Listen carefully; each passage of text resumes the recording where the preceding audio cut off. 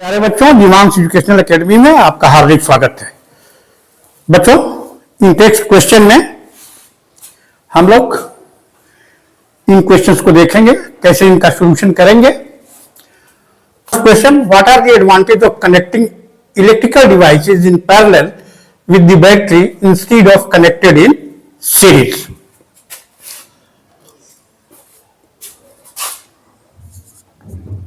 Solution है।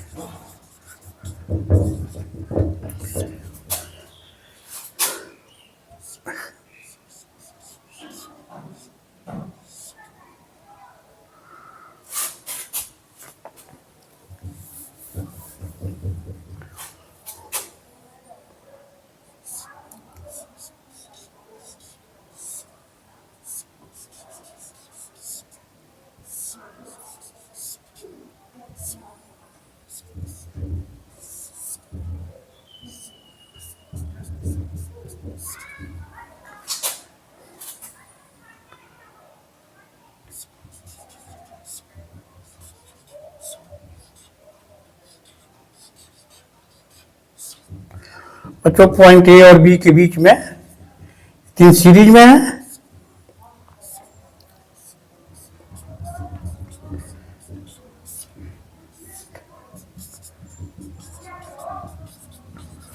और ये तीनों क्या है? R1, ये R2, R3 पैरेलल में है, पॉइंट ए और बी के बीच में। ये बैटरी हो गया बच्चों। क्या है ये? Voltage across each appliance is same. और इसमें क्या होगा? वोल्टेज अक्रॉस ईच अप्लायंस क्या होता है? अलग अलग होता है।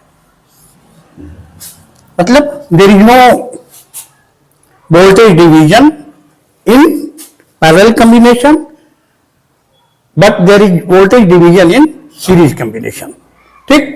और इक्विवेलेंट रेजिस्टेंस बताया बच्चों कि सबसे जो कम होता है उससे भी कम होता है पैरेलल कॉम्बिनेशन में, और जो सबसे मैक्सिमम है उससे भी क्या होता है। तो इफेक्टिव रेजिस्टेंस सर्किट का क्या होता है? पैरेलल में कम हो जाता है और सीरीज में क्या होता है? ज्यादा हो जाता है। बस यही एक दो पॉइंट है, लिख लेना है। There is no any voltage division in parallel।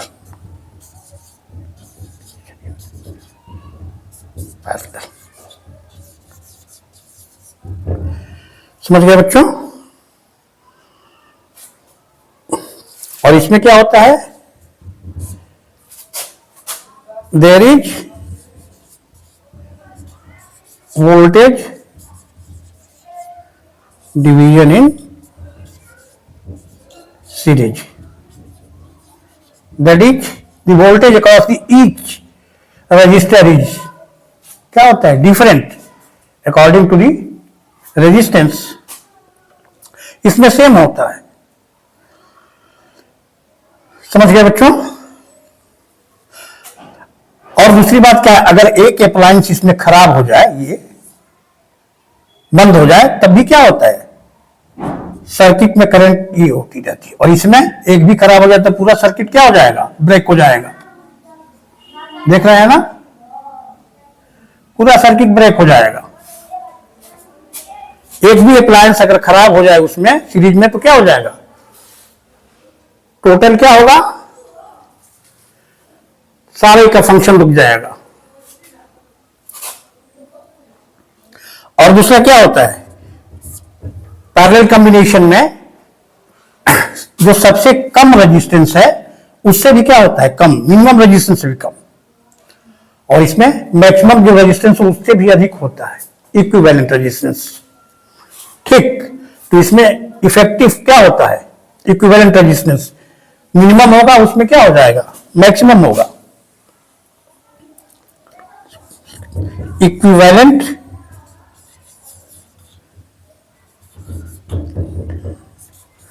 resistance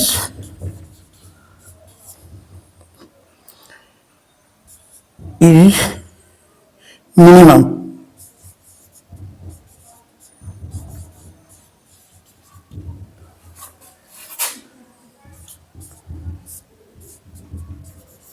equivalent resistance, यहां सीरीज लिख लीजिएगा, यहां बार बार सीरीज लिखना पड़ेगा, पैरेलल, ये पैरेलल है, ठीक।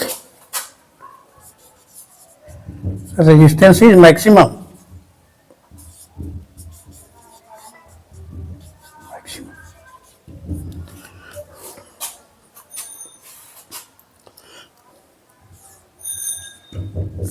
इसमें क्या होगा, एक कोई भी अप्लायंस खराब हो जाएगा तो भी क्या होगा, करंट फ्लो होती रहेगी, समझ गया ना। और इसमें एक भी कोई भी एक खराब हो जाएगा अप्लायंस तो करंट क्या होगी, रुक जाएगी।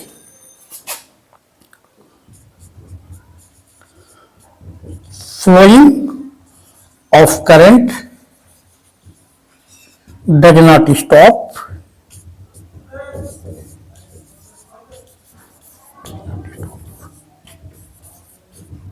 if any of device is defective.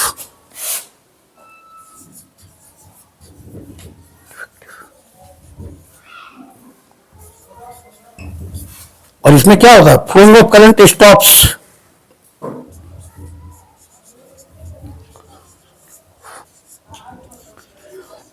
Current stops if any of appliances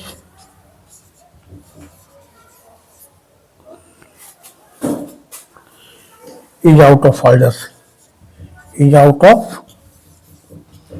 order लिखिए या डिफेक्टिव लिखिए, और डिफेक्टिव जो भी लिखना हो। समझ गए बच्चों, यही तीन बेसिक एडवांटेज हैं पैरेलल कॉम्बिनेशन और सीरीज कॉम्बिनेशन में, ठीक। आते हैं बच्चों नेक्स्ट, इसको नोट कर लीजिए।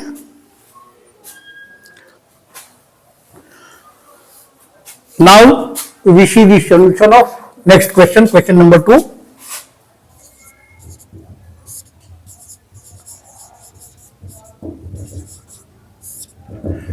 First we note the value. Here R1 is 2 ohm, R2 is 3 ohm, and R3 is 6 ohm.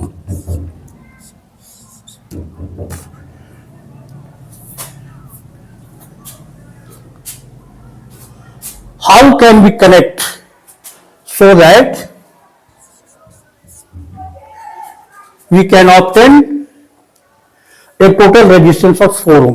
बच्चों देखिए यहां पे 2 ओम 3 ओम, फिगर पर ध्यान दीजिए। इन parallel combination the equivalent resistance is always less than the minimum value, 2 ओम से कम आएगा पैरेलल में जोड़ेंगे तो, करके देख लीजिएगा। सीरीज में मैक्सिमम वैल्यू से क्या होती है, हमेशा अधिक वैल्यू आती है। इसका मतलब कि we have to obtain 4 ohm resistance, so we can't get 4 ohm resistance either by connecting all these three resistance in parallel or in series। तब फिर क्या बचता है, मिक्स्ड कॉम्बिनेशन। किसी दो को पैरेलल में जोड़ेंगे, तीसरे को सीरीज में जोड़ेंगे, या दूसरे को सीरीज में जोड़ के इसको क्या करेंगे, पैरेलल में जोड़ेंगे। मिक्स्ड कॉम्बिनेशन करना होगा बच्चों, ठीक। अब देखिए पहले इन दोनों पर विचार करते हैं, क्या होगा, 2 ओम से कम आएगा, पैरेलल में दोनों को जोड़ देगा हम लोग 2 ओम 3 ओम को, तो क्या होगा, 2 ओम से कम आएगा, और इसके साथ 6 ओम को जोड़ेंगे तो क्या हो जाएगा, वो 6 से ज्यादा हो जाएगा, लाना है 4 ओम, मतलब ये दोनों पैरेलल में नहीं रहेंगे, ठीक। अब कहिएगा कि 2 ओम को और 6 ओम को जोड़ दें हम लोग पैरेलल में, तो 2 ओम से कम आएगा, तो हो सकता है कि क्या हो जाए, 3 ओम उसके साथ सीरीज में हो तो जोड़ेंगे तो 4 ओम। देख लीजिए क्या हो जाएगा, 1/2 प्लस 1/6,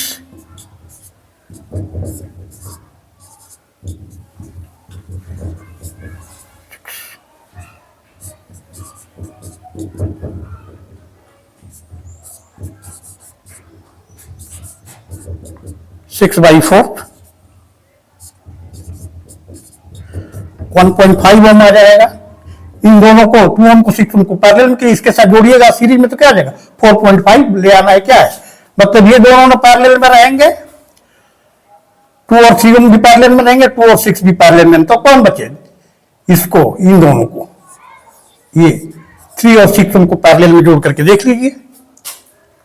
ठीक, तो कितना आ जाएगा,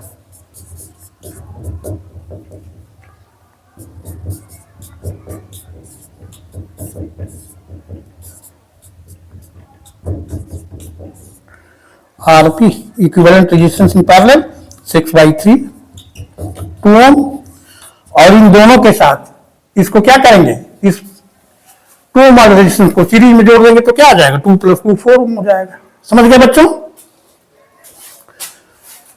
मतलब सर्किट डायग्राम अगर बनाना चाहें, सर्किट डायग्राम से समझना चाहें,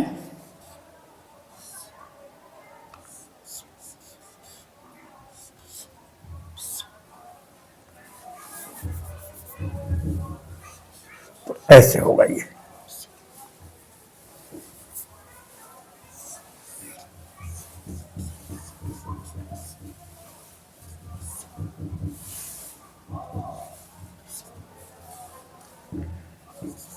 मतलब 3 ओम और 6 ओम क्या रहेंगे पैरेलल में, और इसके साथ 2 ओम जो रेजिस्टेंस रहेगा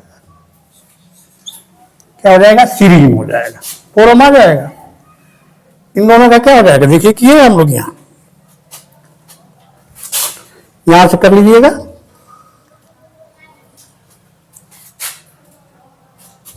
ये हो गया 2 ओम आ गया, इसके साथ क्या है, ये सीरीज में है, तो आरएस क्या हो जाएगा,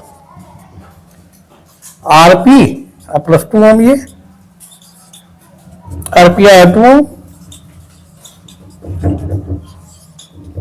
4 ओम। क्या कीजिए बच्चों, पार्ट बी 1 ओम 2 ओम से भी कम जाए, ये तीनों को क्या करेंगे पैरेलल में जोड़ देंगे। ठीक, ये नोट कर लीजिए, ऐसे बस यही कर देना है, यहां पे ये नोट कर लिए पार्ट बी के लिए।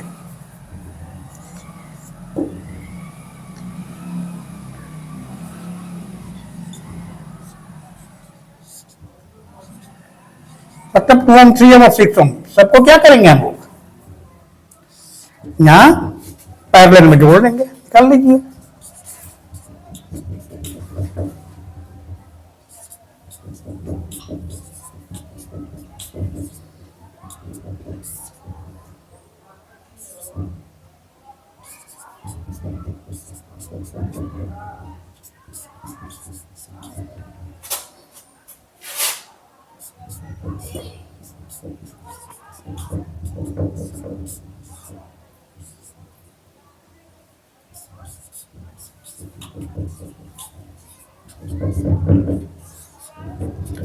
समझ गए बच्चों, नोट कर लीजिए।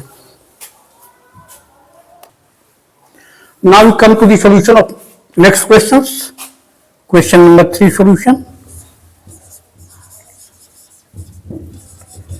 First, we note the information given in question. There are 4 resistors of resistance 4 ohm, 8 ohm, 12 ohm and 24 ohm. Let R1 is equal to क्या है 4 ohm, R2 is equal to 8 ohm, R3 is equal to कितना है 12 ohm, R4 is equal to 24 ohm. क्या बच्चों next में the lowest total resistance, total मतलब equivalent resistance lowest किसमें होता है पैरेलल कॉम्बिनेशन में, that is why we will, A का सॉल्यूशन है।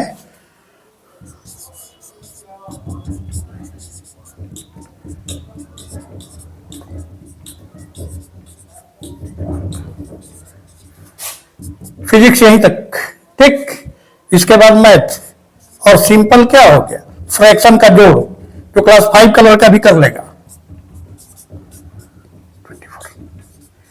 एलसीएम कितना हो जाएगा 24,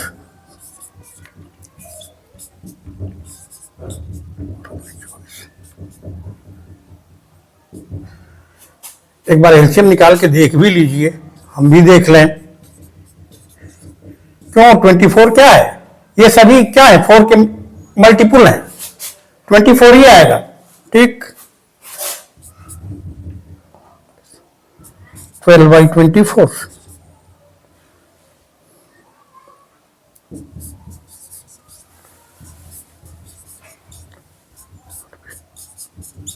Hence equivalent resistance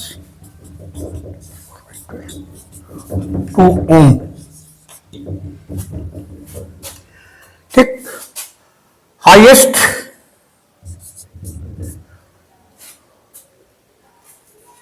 that can be, हाँ सॉरी बच्चों, ये क्या है, दी हाईएस्ट है ना तो हाईएस्ट के लिए तो सीरीज में होगा, लोवेस्ट के लिए क्या होगा। तो बच्चों कोई बात नहीं, ये सॉल्यूशन ऑफ पी हो गया, चलिए ये हो जाएगा।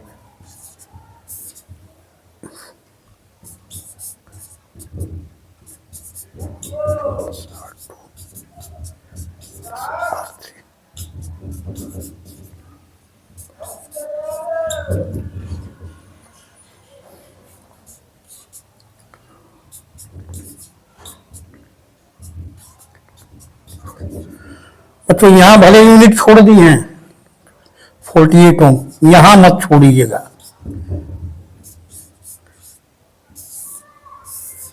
नहीं तो मार्क्स कट जाएंगे। इसमें यहां भी लिख देंगे तो ठीक रहेगा, ठीक ना।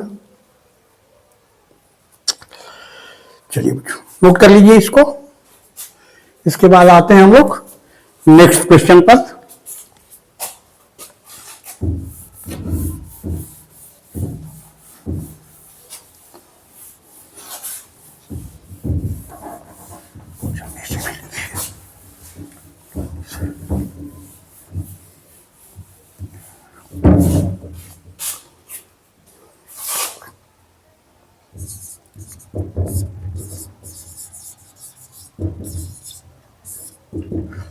Why does the cord of an electric heater not glow while the heating element? That cord मतलब connecting wires. As you know, connecting wires, that is cord of electric heater, consists of usually copper and aluminium. Copper aluminium का resistance क्या होता है, कम होता है।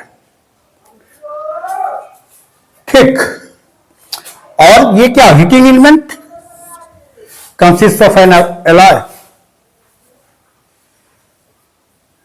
Alloy has higher resistance than copper and aluminium. Metal है दोनों, copper aluminium. Alloy का resistance क्या होता है, हाई होता है। तो ये फार्मूला देखिए, heat produce I square RT। Are you remembering this formula? The same current is flowing in the cord, connecting wires के द्वारा जाती है कॉइल में। ठीक, तो जिसकी वैल्यू R ज्यादा होगी, इसमें तीनों मल्टीप्लीकेशन में जाहिर है H की वैल्यू क्या होगी, ज्यादा होगी। तो हीटिंग एलिमेंट में क्या होगा, इसका रेजिस्टेंस ज्यादा है, इसलिए हीट प्रोड्यूस ज्यादा होगी, क्या हो जाएगा, हॉट हो जाएगा। ठीक ना, तो करके क्या होगा, लाल तप्त हो जाएगा और ग्लो कर चमकने लगेगा। लेकिन इसका रेजिस्टेंस क्या होता है, कॉर्ड का बहुत कम होता है, तो आर की वैल्यू कम हो जाएगी, तो एक प्रोड्यूस क्या हो जाएगा, कम हो जाएगा। ठीक, ऐसे बच्चों आंसर लिखिएगा।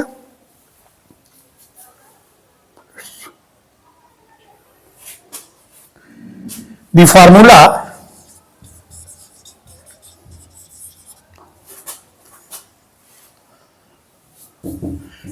H is equal to I square RT indicates that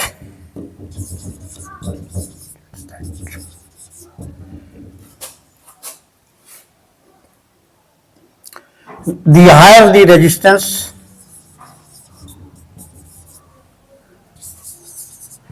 resistance, the higher is heat produced.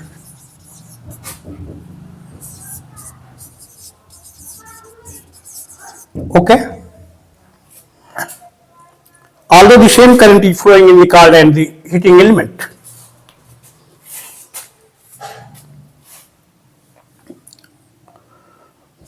Cord of heater consists of commonly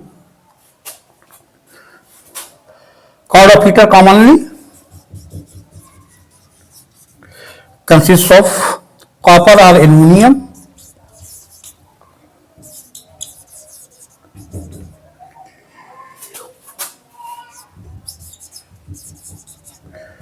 with low resistance.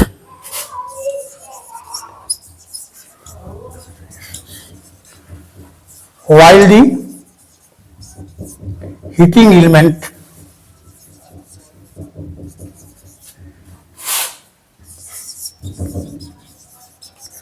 consists of alloy.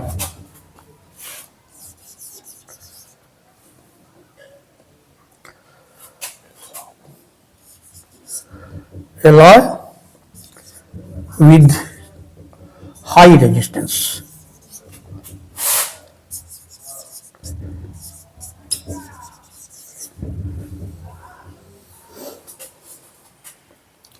That is why due to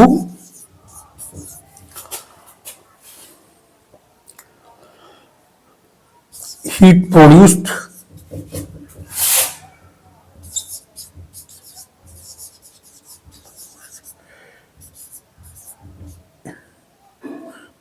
it becomes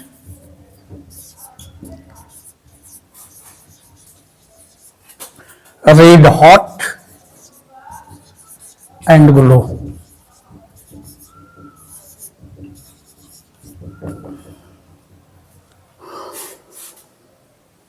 While the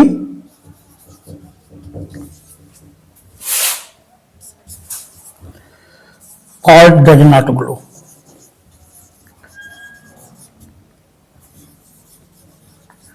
note कर लीजिए बच्चों.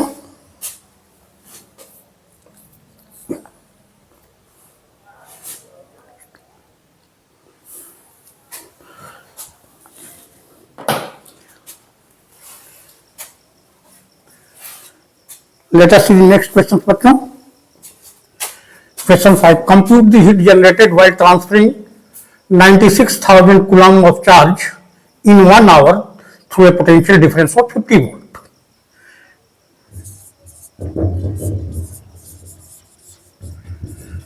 First we write the informations given in the question.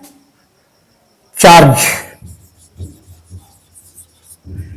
Q 96,000 coulomb in 1 hour. Time T 1 hour.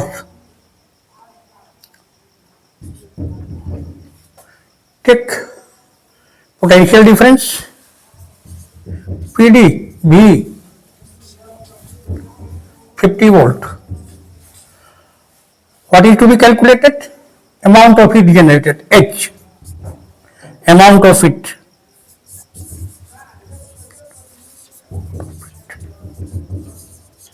H is to be calculated. बच्चों heat का formula याद कीजिए, पिछली previous video देखे होंगे तो. अमाउंट ऑफ हीट क्या होता है? We Q. ठीक. Q इज इक्वल टू क्या होता है? I T V I T. और ओम्स लॉ से V की वैल्यू रख देते हैं तो क्या आएगा? आई स्क्वायर आई आर हो जाएगा. V equal to I square. Derivation में बता चुका हूं बच्चों. You can see my previous videos. ये 3 फॉर्मूले हैं. ठीक.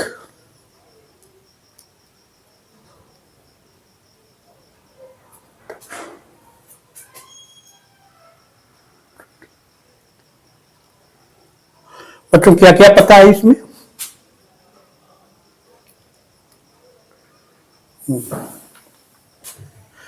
आते हैं बच्चों, देखते हैं सॉल्यूशन इसका। नोट कर लिए हम लोग information.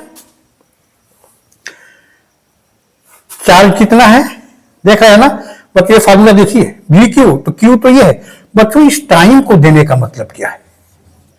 Amount of heat produce अगर निकालना होता हम लोग तो क्या कर देते? Amount of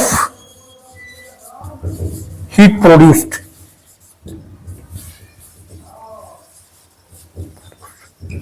H is equal to V Q. कितना हो जाएगा? V कितना है? 50 इंटू क्या आ जाएगा? इतना जूल हो जाएगा। जानते हैं ना हीट एनर्जी है। एनर्जी कैसा यूनिट क्या होता है? इतना।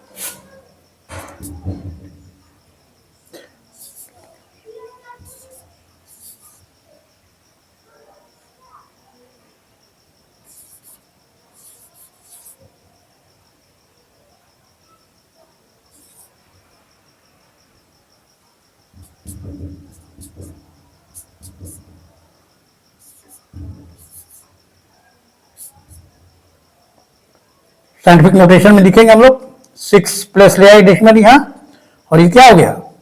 10⁻⁶ जूल।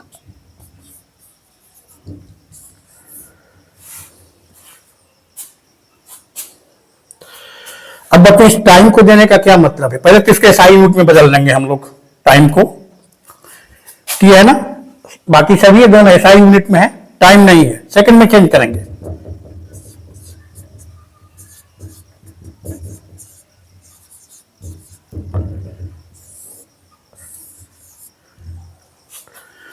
टाइम का तो कहीं यूज नहीं हुआ इसमें। अब बताइए तो फिर टाइम क्या दिया? इसका मतलब इसको कैसे यूज करें? देखिए बच्चों, rate of heat generated, rate of amount of heat generated अगर होगा तो क्या हो जाएगा? देख लीजिए, 1/T, ये फार्मूला क्या हो जाएगा? We Q by T. Q by T आई होता वी आई हो जाएगा।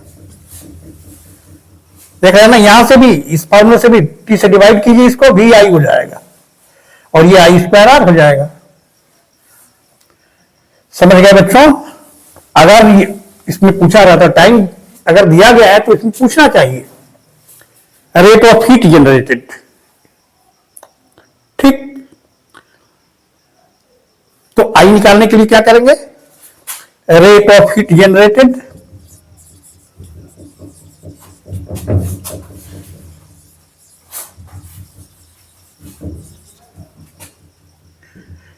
एक by T is equal to V Q by T. Q by T I, V I, I निकाल लेंगे हम लोग। क्या दिया है सीधे इसमें क्या करेंगे? पुट कर देंगे वैल्यू को।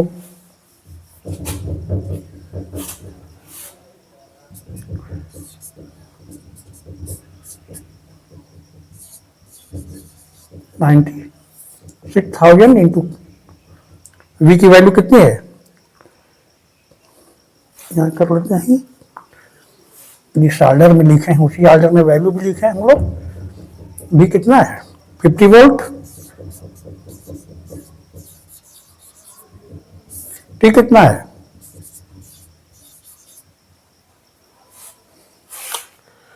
जूल पर सेकंड।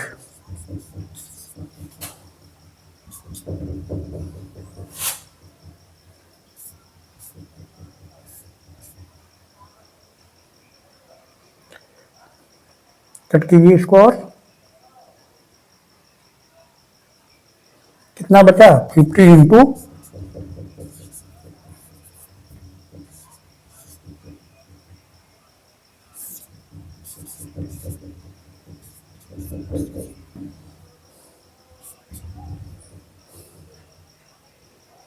मल्टीप्लाई करें हम लोग,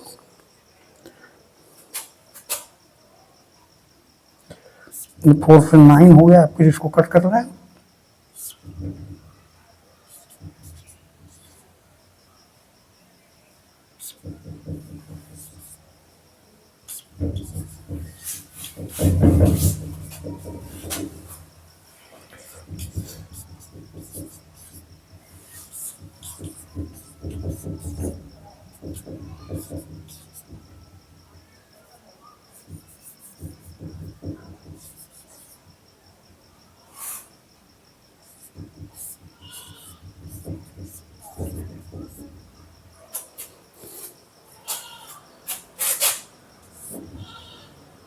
कितना हो जाएगा, डिवाइड कर लीजिए।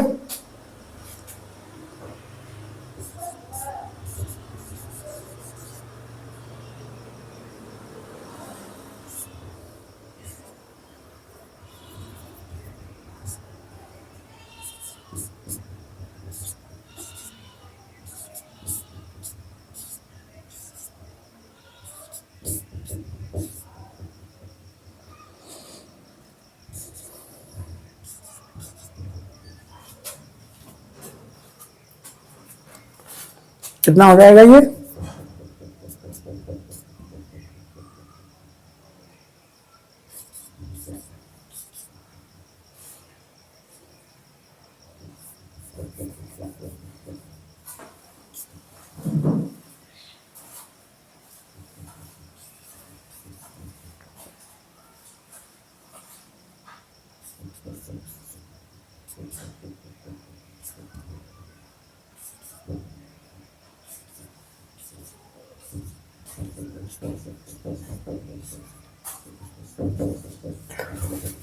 अमाउंट ऑफ हीट जनरेटेड ये होगी, और रेट ऑफ हीट जनरेटेड।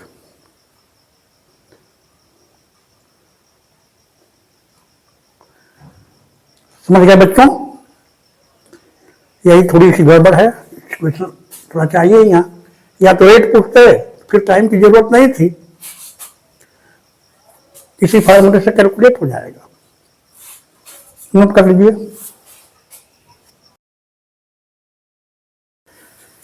देख लिए बच्चों, यही है रेट ऑफ हीट जनरेटेड, ये अमाउंट ऑफ हीट जनरेटेड। अब फिर आई निकालिए क्यू बाई टी से, ये फार्मूला लगाने के लिए बी आई टी, फिर टी से गुणा कीजिए तो क्या आएगा, बी आई टी कीजिएगा ना तो V into I Q by T into T, V Q यही आएगा। ठीक, इसलिए कंफ्यूज मत होइएगा।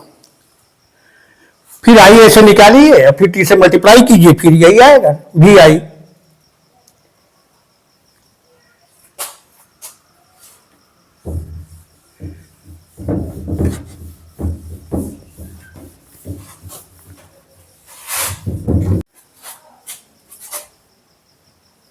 Resistance R equal to 20 ohm, current I 5 ampere, time T equal to 30 second. तो IRT है amount of heat, H is to be calculated. We will use this formula I square RT. Why? Because I and RT are given. 5 square into 20 into 30. This joule.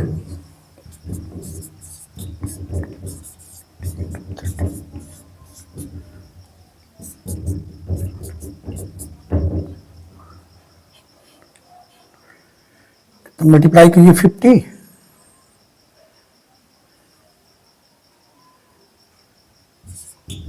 दोनों को multiply कीजिएगा तो कितना आ जाएगा,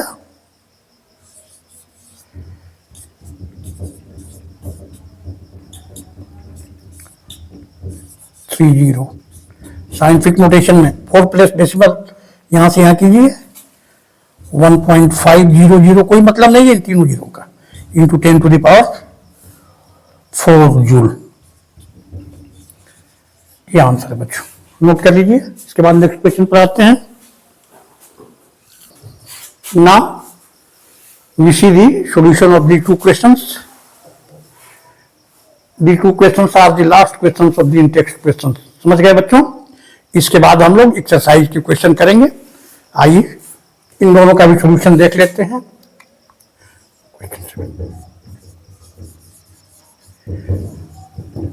This is very simple. What determines the rate of which energy is delivered by a current? The source of electric energy provides electric current in a circuit, electric circuit, and different appliances convert this electric energy into different forms: light, heat, sound. The rate of energy consumed, the rate of work done, power. बस यही answer हो जाएगा. Power P determines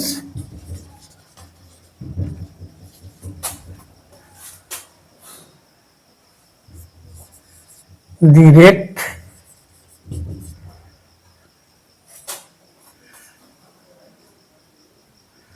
at which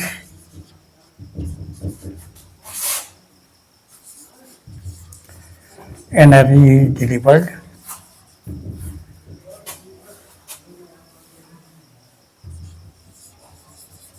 by a current.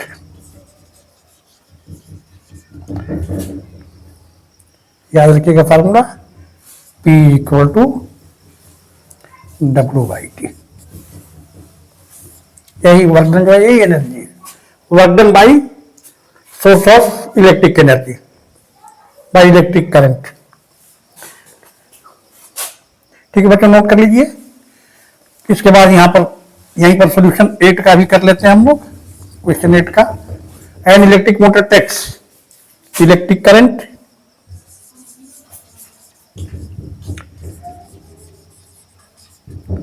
I equal to how much? 5 ampere. Voltage, potential difference,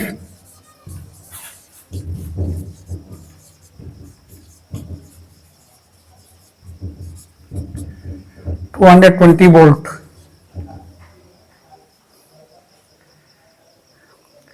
determine दी, क्या करना है? Determine the power of the motor. Power P is to be question mark, and the energy delivered, energy E.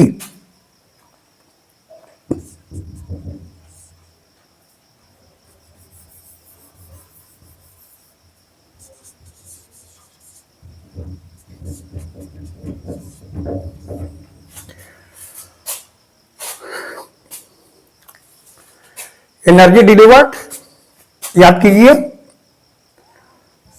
जो work done है वही क्या आ जाता है? VQ. W से रिप्रेजेंट कीजिए या E से? यहां लिख देते हैं.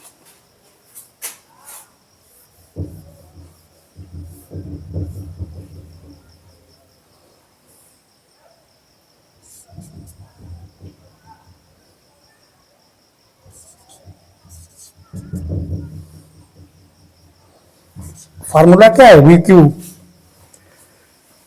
VIT I² RT. Power P W/T VI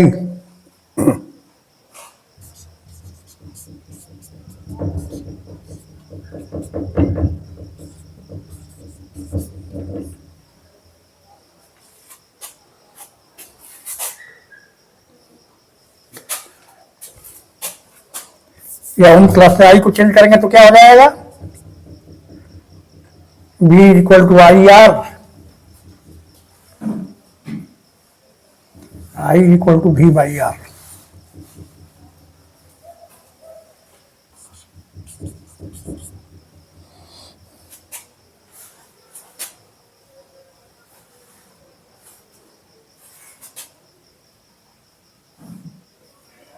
sorry, V² by R. देखिए बच्चों, आई पता है और भी पता है, पावर के लिए क्या करेंगे हम लोग,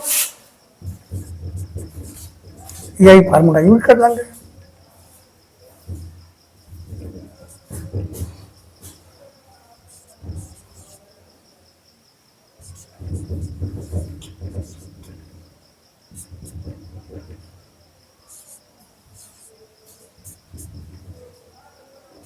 इतना वाट हो गया।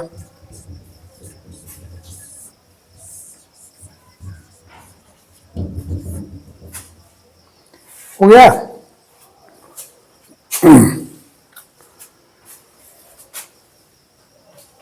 पावर ऑफ मोटर ये हो गया।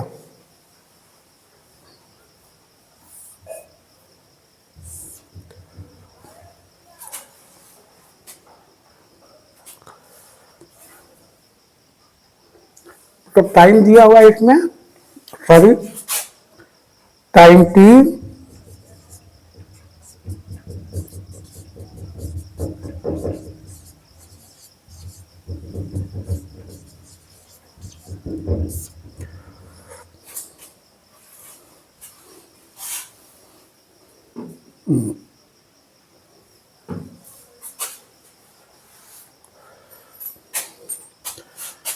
वी आई और टी पता है, ये फार्मूला लगा देंगे हम लोग एनर्जी का।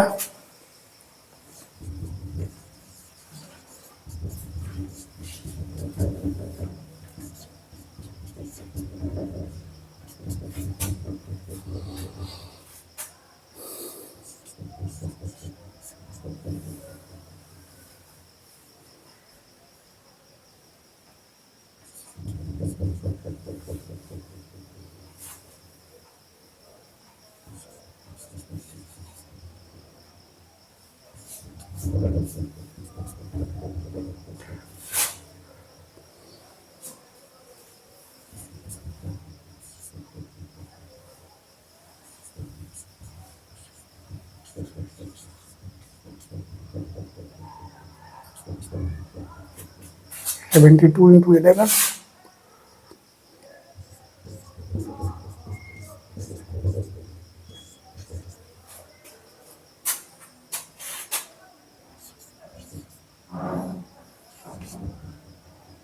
सेवन 9,240।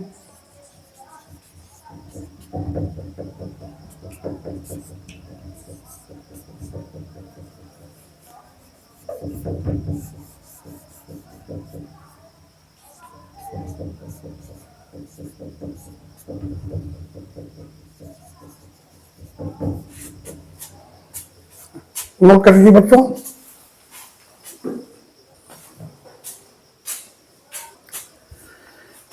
ठीक है बच्चों, इसके बाद हम लोग एक्सरसाइज में जो भी क्वेश्चन है इलेक्ट्रिसिटी के A to Z सारे क्वेश्चन करेंगे, सारे कंसेप्ट को समझते हुए। और बच्चों ये मत समझिएगा, कुछ क्वेश्चन तो इसमें हैं जो पुराने बुक से हैं, नए सिलेबस में तो क्वेश्चन कम कर दिए हैं, लेकिन टॉपिक्स बच्चे सारे क्वेश्चन जितने ही टेक्स्ट क्वेश्चन हैं इनसे रिलेटेड सारे टॉपिक्स नई बुक में भी पढ़ना है। समझ गए ना? तो ये नहीं है कि जब सारे टॉपिक्स पढ़ने हैं तो एनसीईआरटी ये नहीं कहता है कि एक क्वेश्चन देंगे आपको। इसलिए विदाउट स्किपिंग माय वीडियो, समझ गए ना बच्चों, A to Z जितने सॉल्यूशंस हैं सबको देखिए, समझिए। ठीक है बच्चों, नेक्स्ट वीडियो में हम लोग एक्सरसाइज जो भी होगा एनसीईआरटी का पहले उसको सॉल्व करेंगे, इसके बाद एडिशनल क्वेश्चंस भी करेंगे हम लोग। समझ गए? Okay, thank you.